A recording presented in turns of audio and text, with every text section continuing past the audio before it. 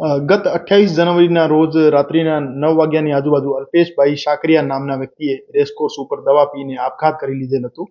આપઘાત કરતા પહેલા એમના દ્વારા એક સુસાઇડ નોટ પણ લખવામાં આવ્યું હતું અને વિડીયો પણ બનાવવામાં આવ્યું હતું. સુસાઇડ નોટ મુજબ એમને 10 માણસો વિરુદ્ધ વ્યાજખોરીના ત્રાસ આપવા બાબતના આક્ષેપો કર્યા છે.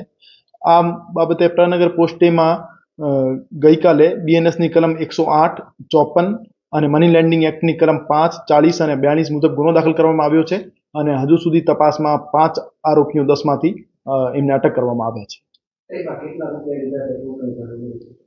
તપાસ દરમિયાન જે સુસાઇડ નોટમાં અમાઉન્ટ લખેલું છે આ બાબતે તપાસ ચાલુ છે કે ખરેખર કેટલા ટ્રાન્ઝેક્શન બેંક મારફતે થયા હતા અને કેટલા ટ્રાન્ઝેક્શન કેશ છે આ બાબતે તપાસ ચાલુ છે.